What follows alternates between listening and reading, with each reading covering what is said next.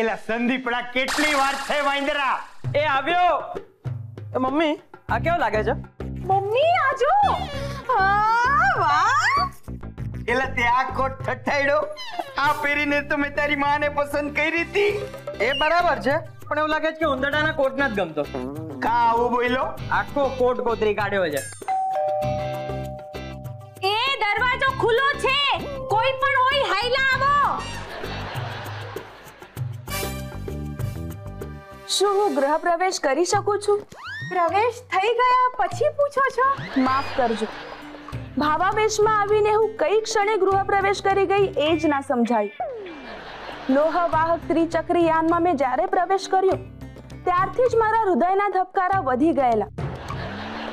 શું છે કે હું જીવનમાં પ્રથમવાર કોઈ છોકરાને જોવા આવી છું. થાય બેટા, પહેલી વારમાં આવું થાય. બેસ તું બેસ. હા બેસ ઈપડા. શું છે, હું પણ પહેલી વાર પરેશને જોવા ગઈ હતી ને તો મારી હાલત તારા જેવી થઈ હતી હો. એટલે જ ઓલા પરેશે મને રિજેક્ટ કરી હતી. તે પરેશના નસીબ હારા હો. જાઓ. તમને ખબર છે મારા બાપુજી આખા ગામમાં એમ કીધું તું કે ગીતાએ પરેશને ફેલ કર્યો. બેટા તારું નામ શું છે? મારું નામ મનોકામના મુક્ત માધુર્ય મમતા મૃણાલિની. આ નામ છે કે એડ્રેસ? હા, મારું સંસ્કૃતનું નામ છે. તો ગુજરાતીમાં શું નામ છે? મંજુ. માં એટલે હું તારી માં છું. અરે એમ નહીં આવે. જેમ કે આ ચારુ અને પાર્થ એકબીજાને પા અને ચા કરીને બોલાવે ને, એ રીતે હું આને માં કરીને બોલાવીશ. મંજુ, તને ઘર શોધવામાં કોઈ તકલીફ તો નથી થઈ ને? જી ના, પથદર્શક યંત્રના મદદથી. પથદર્શક યંત્ર? આઈ થિંક એ જીપીએસ સિસ્ટમની વાત કરે છે. જી હા. નટખટ. તમારી હોબી શું છે? મારો શોખ છે શબ્દકોશ પર વહેલી પરોઢથી લઈને મધ્યરાત્રિ સુધી દૃષ્ટિગોચર કરતા રહેવાનું. એલી તું ભણી કેટલું? હું એટલું બધું ભણી છું ને કે હવે હું પોતે જ ભૂલી ગઈ છું કે મેં કેટલું શિક્ષણ પ્રાપ્ત કર્યું છે. છતાં કેવું હોય તો BA, MA, MPhil, PhD, double PhD. બસ દીકરા બસ. જોયું વાંદરા? ઓડી આ કેટલી બધી ડિગ્રીઓ લઈને ફરે છે અને તારી પાસે એક ડિગ્રી ના મળે. તમે ખુસર બંધ કરો. જે કેવું હોય સામે કયો મારી જેવ. અને મને આ છોકરી છે ને સંદીપની વહુ તરીકે એકદમ પસંદ છે હો. હવે જેમ બને તેમ જલ્દી સંદીપના લગ્ન પતાવી દઈએ. બેટા, તને અમારો સંદીપ પસંદ આવ્યો કે નહીં? જી.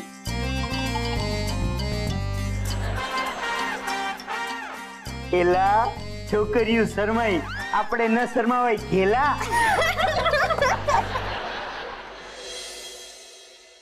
કુલ્લુ, છોકરો તો તું આમ ઇન્ટરેસ્ટિંગ છે. 141 વત્તા 1 ઇઝ ઇક્વલ ટુ 142. તમે આવું કહેનારા 142 ની વ્યક્તિ છો. મને લાગે છે કે આ જમતી વખતે પણ છે ને કેલ્સી લઈને બેસતો હશે અને જમતી વખતે તેના કોડિયા કેલ્ક્યુલેટ કરીને ગણતો હશે. ગણતરી બાદ છોકરો તો મેં મારી લાઈફમાં પહેલી વાર જોયો. જો કુલ્લુ, અમે અમારી દીકરીના લગ્ન કરાવવા માંગીએ છીએ, જેમ બને એમ જલ્દી કરાવવા માંગીએ છીએ, એ વાત સાચી, પણ એનો અર્થ એ નથી ને કે અમે અમારી વાછરડીને આમ કોઈ પણ ખૂટે બાંધી દઈએ. પાછળથી છાપામાં તો તમે કન્યાનો ફોટો આપ્યો હતો, લગ્ન ગાયના કરાવવા માંગો છો? પાર બેટા, આ કેમ તારા જેવા જોક્સ મારે છે? અરે બેટા, દીકરી એટલે સાક્ષાત ગાયનું સ્વરૂપ કહેવાય. અને આટલી શોર્ટ નોટિસમાં લગ્ન કરાવવાના હોય તો થોડીક તકેદારી તો રાખવી પડે ને. હા. જેમ હું અમારા કેલ્ક્યુલેટરનું ધ્યાન રાખું છું. તમને ખબર છે, એક વખત હું આ કેલ્ક્યુલેટર કશે ભૂલી ગયો હતો તો પૂરા 3 દિવસ સુધી નતો જમી શક્યો. વાહ. તો બેટા, જે રીતે તું તારા કેલ્ક્યુલેટરનું ધ્યાન રાખે છે ને, એ જ રીતે લગ્ન પછી તું અમારી દીકરીનું કેટલું ધ્યાન રાખી શકીશ એ વિશે અમે તારી એક પરીક્ષા લેવા માંગીએ છીએ. હું તૈયાર છું. તમે ચિંતા નહીં કરતા, આ પરીક્ષામાં હું કેલ્ક્યુલેટરનો ઉપયોગ નહીં કરું. ભલે. તો હવે ધાર કે તારા લગ્ન થઈ ગયા છે અને તારી પત્ની બીમાર છે, તો તું એનું ધ્યાન કઈ રીતે રાખીશ? અરે તારી પત્ની બીમાર છે, એમાં શરમાવાનું ના હોય. ધ્યાન કઈ રીતે રાખી છે બોલ. એની માટે સામે કોઈ બીમાર હોય તો હું કહી શકું કે હું શું કરીશ. અચ્છા જૈસી બીમારી વૈસા ઇલાજ. અચ્છા સમજી ગયો. દિશા બેટા ચાલ જરા માંદા પડવાની એક્ટિંગ કરતો બેટા. હું બીમાર છું, હું બીમાર છું, હું ખૂબ ખૂબ ખૂબ બીમાર છું. દિશા, તું કોઈનો ખૂબ ખૂબ ખૂબ ખૂબ આભાર માનતો ને એવું લાગે છે. દિશા બેટા પ્લીઝ જરા હવે સિરિયસલી એક્ટિંગ કરતો. અંકલ હું તૈયાર છું. Very good. ચાલ હવે આપણે બધા પોતપોતાની પોઝિશન પર ગોઠવાઈ જઈએ. આવતા રહો ભાઈ, તમે અહીંયા આવતા રહો. આવો તમે આ બાજુ આવો. હા ચલો દિશા બેટા રેડી? હા ચાલ.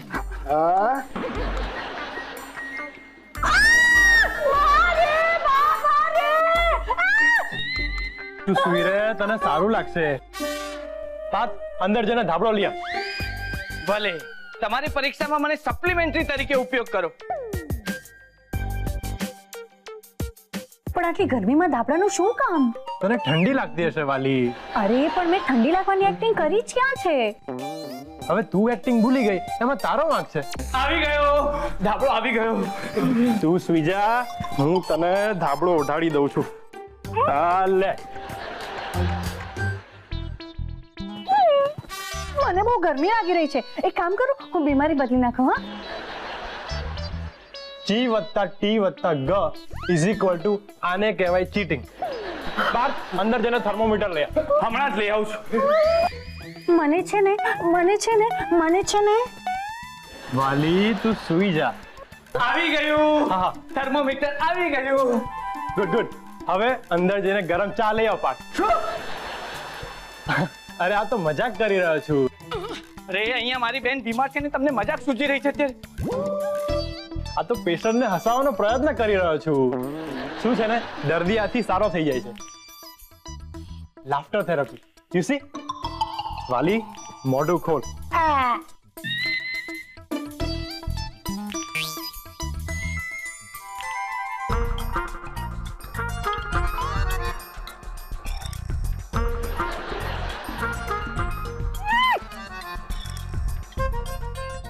અરે આ શું, ટેમ્પરેચર તો એકદમ ઓછું છે. આ થર્મોમીટર બરોબર એક્ટિંગ નથી કરી રહ્યું. જ્યાં સુધી ટેમ્પરેચર નહીં ખબર પડે ત્યાં સુધી દર્દીનો ઈલાજ નહીં થાય. શું કરું? હા, કેટલું આવ્યું? Oh my God, 103 degree.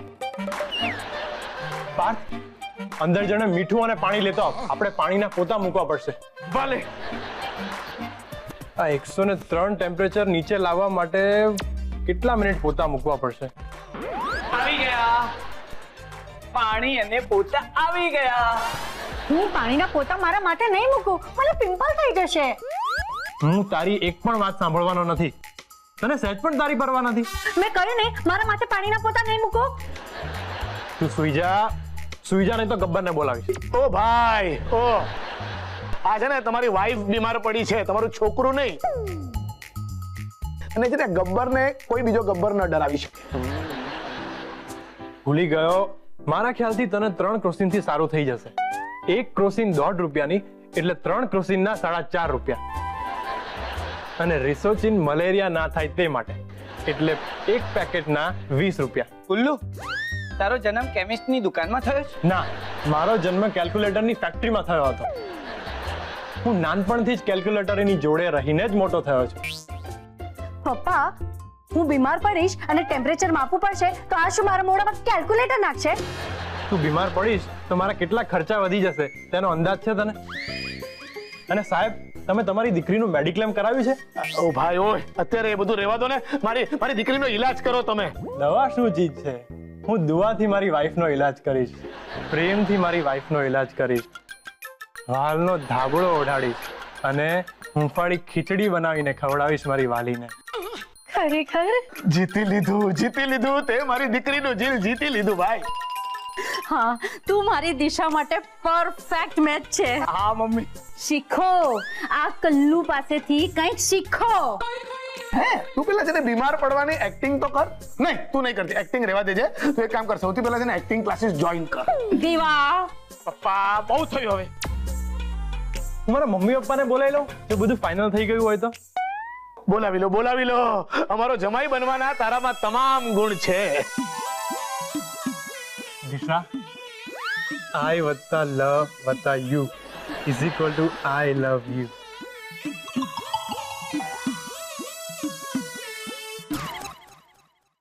જો મંજુ, અમને સંદીપના લગ્નની બહુ જલ્દી છે. અમને પણ લગ્ન ગ્રંથિથી જોડાઈ જવાની ઘણી જ ઉત્કંઠા અને ઉત્સુકતા છે. અમને એટલે હું પોતાને માનવાચક સંબોધન કરીને બોલાવું છું. અચ્છા, તો શ્રી મંજુ, તમને લગ્ન કરવાની કેમ આટલી જલ્દી છે? હું પ્રેમના કુંડમાં ફરી પાછી સ્નાન કરવા નથી માંગતી. ફરી પાછી એટલે હું એકવાર પ્રેમમાં પ્રાણઘાતક આઘાત પામી ચૂકી છું. Very good. આમાં અતિ ઉત્તમ કહેવાની શું જરૂર છે? ના બેટા, એનો મતલબ કહેવાનો એમ છે કે તારે આ લગ્ન કરવા હારું છે ને એક નાનકડી પરીક્ષા આપવી પડશે. સૂક્ષ્મ શું? તમે કહેતા હો તો હું વિશાળકાય પરીક્ષા આપવા પણ તૈયાર છું. ધારી લે, તારી અને સંદીપની ફર્સ્ટ એનિવર્સરી છે. લગ્ન તિથિ? હા એ જ. તો પ્રથમ લગ્ન તિથિએ તું સંદીપને કઈ રીતના વિશ કરીશ? બહુ જ સુંદર પ્રતિકાત્મક વિચાર છે. હા, હું શું કરતી તને ખબર છે? શું? હું દર વખતે એની વર્ષીમાં આખા આદુના ભજીયા બનાવીને ખવડાવતી. એનો ચકોડાના પપ્પા મારી વર્ષીમાં હો. અને ઈ ભજીયા ખાઈને હું 3 દી સુધી ઘરની બાયણે ટાંટિયો નતો મેલી શકતો. તું મારી માટે આવો કોઈ એક્સપેરિમેન્ટ ના કરતી હો. કદાપી નહીં. હું આવી કોઈ પ્રયોગાત્મક વાનગી તમને ગ્રહણ કરવા નહીં આપું. આવું હું તમને ખરા હૃદયથી વચન આપી રહી છું. હું તો લગ્ન તિથિએ તમને મારા મૃગનયની નયનથી, કદમ ચાલથી મોહમય બનાવી દઈશ. અને તમારા અધરથી મારું નામ સાંભળી આ સૃષ્ટિની લયકારીમાં તાલાવંત થઈ તમને ગજશુંડથી સ્નાનવંત કરી તમારી અષ્ટભુજામાં સમાઈ જઈશ. અરે બસ, એના કરતા હું આદુના ભજીયા ખાઈ લઈશ. બાય ધ વે, તમને અઘરી ભાષા શીખવી કોણે? આ મારા હૃદયની ભાષા છે. આ મારી માતૃભાષા છે અને મને ગર્વ છે મારી માતૃભાષા પર. બાકી તમને સમજાઈ જાય એવી ભાષામાં કહું તો હું પ્રેમમાં પાગલ થયેલી રાધાની જેમ મારા હાથેથી બનાવેલી શ્યામ પ્રિય ખીર તમને ખવડાવીશ. વાહ, શ્યામ પ્રિય ખીર. વાહ, ભાગ્યવંતી છે, સૌભાગ્યવંતી છે, ગુણવંતી છે આ છોકરીઓ. આ છોકરી મારા ઘરની અને મારા દીપડાની બહુ બનશે. હા તો બસ, નક્કી થઈ ગયું. જેમ બને તેમ જલ્દીથી આ બંનેના લગ્ન પતાવવા પડશે. હું મારી જનની અને જનેતાને કવડાવી દઉં છું. તેઓ શ્રી આવીને તમને મળી જશે. વાંદરા, મેં તને કેટલી વાર કીધું કે આપણે ન શરમાય, છોકરીઓને શરમાવાનું હોય. છોકરીઓ શરમાય તો તમે પણ વિદ્યા આંટીને જોઈને શરમાતા હો છો ને? મૂંગો રહે છે. બેભાન અવસ્થામાંથી સભાન અવસ્થામાં આવો. અત્યારથી જ ખોવાઈ ગયા. કંઈ પણ કહો, પણ જોડી જામે છે મારી દિશાની અને કુલ્લુની, જાણે જમ્મુ અને તાવી. જમાઈ કોણે પસંદ કર્યો છે? અરે છાપામાં જાહેરાત આપવાનો આઈડિયા કોનો હતો? લે, આવી ગયા લોકો. અરે આ આમની સાથે કોણ છે? કુલ્લુ, કુલ્લુ તું અહીં શું કરે છે? મનાલી, તું અહીંયા શું કરે છે? કુલ્લુ, તે અહીંયા શું કામ પ્રયાણ કર્યું છે? મનાલી નહીં, ઈવડી એનું નામ તો મંજુ છે. મંજુ. હું જાણું છું, પણ હું મંજુને પ્રેમથી મ વત્તા ના વત્તા લી ઇઝ ઇક્વલ ટુ મનાલી કહીને બોલાવું છું. અને અમારા બધા મિત્રો અમને પ્રેમથી કુલ્લુ મનાલી તરીકે ઓળખે છે. હું જાણું છું કે તે અહીંયા શું કામ પ્રયાણ કર્યું છે. જો તું એકવાર મારી વાત સાંભળી લે. ના, તારી વાત સાંભળવા મારા કાનેન્દ્રિય અક્ષમ છે. તે મારું હૃદય ભંગ કર્યું છે. ના સખી, હું મારા કેલ્સીના સમ ખાઈને કહું છું, જે થયું એમાં મારો વાંક નહોતો. એટલે તને લાગે છે કે જે થયું એમાં મારો દ્રષ્ટિભ્રમ હતો, કે પછી તારા દ્વારા આચરાયેલો જુઠ્ઠાણાનો દ્વંદ?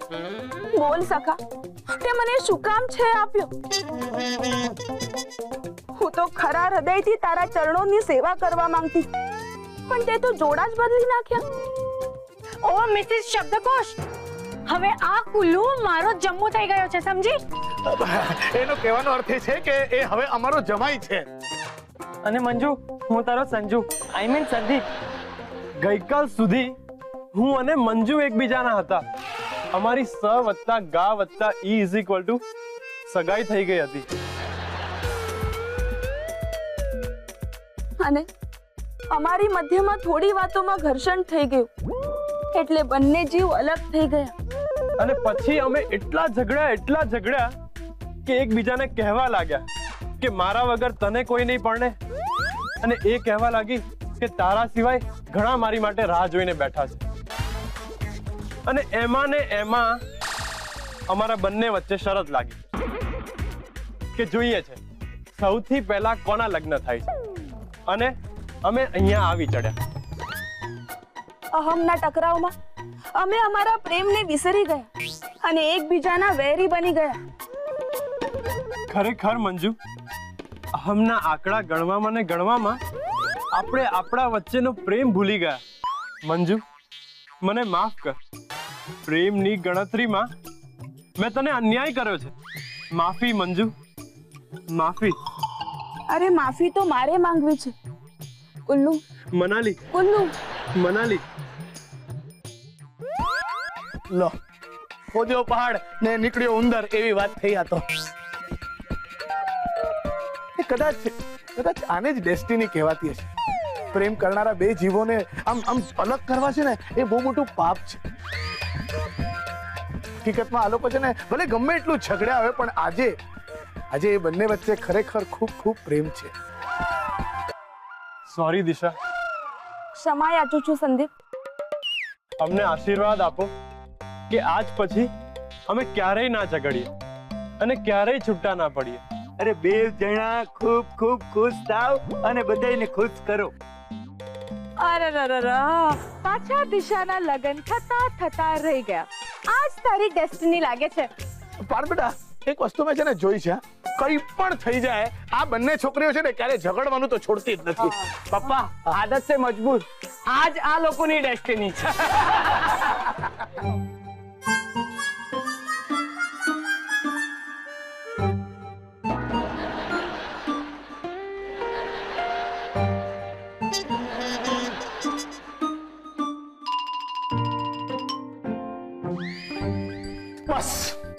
બસ આજ પછી છે ને એક પણ છોકરાને છે ને દિશાના લગ્ન માટે અહીંયા બોલાવવાના નથી આપણે. આ છોકરાઓએ સપનામાં એ વિચાર્યું નહીં હોય કે જે ફોટા છોકરીને જોવા માટે આપેલા એ આજે કચરાના ડબ્બામાં જઈ રહ્યા છે. અરે ડબ્બા જેવા છોકરાઓ ડબ્બામાં જ જવા જોઈએ. મમ્મી, આ તો નસીબની વાત છે. બાકી આપણી ડબ્બી પણ કાંઈ ઓછી નથી. હા, અરે એ છોકરાઓએ બધા વિચાર્યું હશે કે એ લોકોના લગ્ન આપણી ડબ્બી આપણી દિશા સાથે થશે તો દિશા એ લોકોના ઘરના બધા જ કામ કરશે, જેમ કે કપડા, પોતા, ઝાડુ, વાસણ વગેરે વગેરે વગેરે. અને એ બધા છોકરાઓ શું મસ્ત આમ પગ પર પગ રાખીને બેઠા હશે. અરે જા, આવા બધા જ છોકરાઓ છે ને એ કચરાના ડબ્બામાં જ જવા જોઈએ. પણ પપ્પા, આમ પણ લગ્ન પછી પતિઓનું જીવન તો કચરા જેવું જ થઈ જતું હોય છે, નહીં? હા, એટલે જ તો અમિતજીએ કહ્યું છે ને, શિયાળે સોરઠ ભલો ને ઉનાળે ગુજરાત, ચોમાસે વગડ ભલો ને કચરો પારે માં. અમિતજી, હા, અને એ પણ આટલું શુદ્ધ ગુજરાતીમાં. જી હા. પપ્પા, એ કચરો છે, કચરો નહીં. હે શ્રીનાથજી બાવા, જો મારા દીપડાના મેરેજ નક્કી થઈ ગયા ને તો મારા હસબન્ડ સિંગાપોર સુધી ઊંધા હાલતા આવશે. હો, કેવી બૈરી છે મારી. એને સિંગાપુરમાં એક મંદિર ગોતી કાઢ્યું છે. અરે ગીતા થોડીક તો દયા ખા તારા વર ઉપર. અને એક બીજી વાત, તારી આ માનતામાં છે ને કોઈ ભલીવાર નથી હો. જાઓ જાઓ, આજ સુધી મારી કોઈ પણ પ્રેન્ક ફેલ નથી ગઈ. પણ આ વખતે આ ફેલ થવાની છે. કેમ? અરે હું કેમ? સિંગાપુર છે ને ત્યાં હું ઊંધે માથે હાલી ન જઈ શકું. હોય છે મોટો બધો દરિયો આવે અને મને તરતા તો આવડતું નથી. ના ના, સિંગાપોર મહારાષ્ટ્રમાં છે. અક્કલમઠી, ઈ મહારાષ્ટ્રમાં છે ને, ઈ સિંગાપુર નથી, ઈ સિંગળાપુર છે. શનિ મહારાજ નું અહીંયા મંદિર છે, શનિ સિંગળાપુર કહેવાય એને. અને એક બીજી વાત સાંભળ, તું ગમે એટલી માનતાયું માની લઈશ ને તોય સંદીપડાનું કાંઈ થવાનું નથી.